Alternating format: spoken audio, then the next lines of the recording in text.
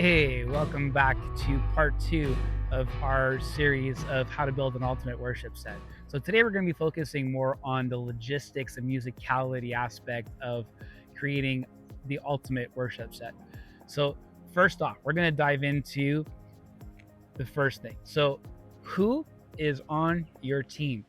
So obviously, if you have people that are more skilled, you can go more into detail, more complex songs, and have more fun doing that kind of stuff. But if you don't have that, don't put that extra burden on your volunteers. That's just not going to be a good recipe. The second thing is to try and make sure that we have good instrumentation. If you're a bass player leading worship and all you have is a kazoo, you might want to rethink how you're going to be putting your worship set together, right? So you got to make sure that you have the right volunteers in place to help bring the worship set together.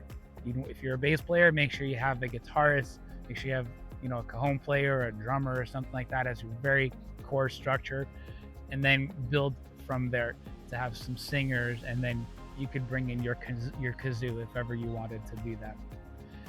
If it's at all possible too, I'm going to give you another challenge.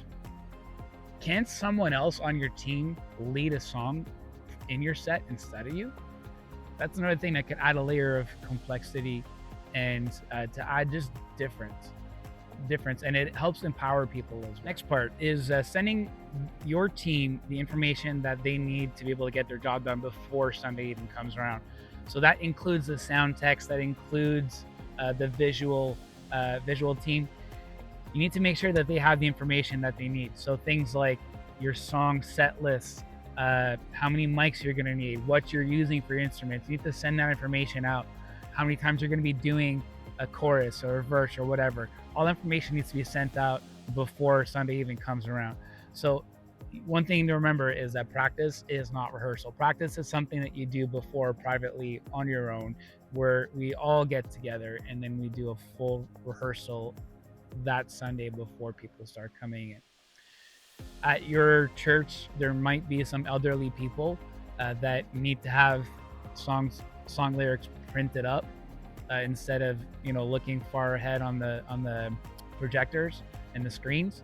So if that's something that needs to be done ahead of time, make sure that you do that. And also, when we're dealing with volunteers, we have to make sure that we have the right expectations. So if we know that we have a person who's just starting out, give them more information than what they need. If you're new to the team, make sure you're giving out information that you think might be necessary if you were on the receiving end. So that's just something to keep in mind. Oh, this next one is a contentious one, but I'm going to do it anyway. So this is the keys of the songs that we choose. So here's my take on it. So first things first, I'm always going to pick a key of a song that's going to be easier for me and the people on the stage to sing. Why? Because we're leading. And so I want to make sure that I'm not singing a song. For example, if I'm starting off in a verse, that I have to drop an octave to sing a chorus. That's not going to happen. I want to be singing up when I get into a chorus. And so I want to make sure that I am able to hit all those notes, because leadership is contagious. And so if I am going to be leading from the stage, I want to make sure that I am leading people into worship. Now, obviously, what's going to happen naturally is my voice is probably going to match a lot of the people that are in the congregation anyways. And at the end of the day, it's going to be next to impossible to please everybody with the keys of the songs that we have anyways. So we're going to do the best that we can and try and do that as much as possible. Now, here's the thing. If we're going to be singing Chris Tomlin songs or Phil Wickham songs, we know obviously they have a very higher registry than what the average person has, and they're great, but I can't get there. So we're going to bring those songs down as much as possible. And without a doubt, by keeping the song in its original key as much as possible, what's going to end up happening is people already remember those songs in those keys that they listen to in their car, at home, whatever. And so they already have that innate, they're like, that's normal. And so it's going to be easier for them to follow and to sing along. Okay, so the next one is talking about matching the keys, the time signatures, the tempos, and the themes as much as possible when we're trying to smush a couple songs together into like a medley style thing. So we're talking about basically the smooth transitions between these songs. We're going to talk a little bit more transitions in the third video. So the one, not this one, but the next one. But this one, I just want to keep it very brief about smooth transitions. But basically, there's a few tools that are here at our disposal. So one of them being the circle of fifths, the chord wheel, knowing how to use the Nashville number system. So these are things that are going to help you into making sure that, like, if for example, if you end a song on an E minor, it might not be a good idea to start the next one on an E minor, but it also may. So you have to make sure that, like, what's your root note, all these details need to be ironed out when you're choosing these songs. So basically, you want to try and make sure that we have a nice, good flow, a logical order. And one thing that's also very not talked about is your first song doesn't have to be super upbeat. At the end of the day, it's an invitation song. But like we talked about, I think in the earlier video, we talked about the season of your church. If your church is going through a hard season, you don't start with an upbeat song. You have to make sure that you start with the song that's appropriate for the set and the Sunday. The next one is choosing songs people know. So in your church, you might have planning center, you might have a church repertoire, you might have a song history log. Whatever you might be using, use it, because if you sing songs people know, they're more likely to sing along than if you choose songs that people don't know. If they don't know, they're not going to sing it. So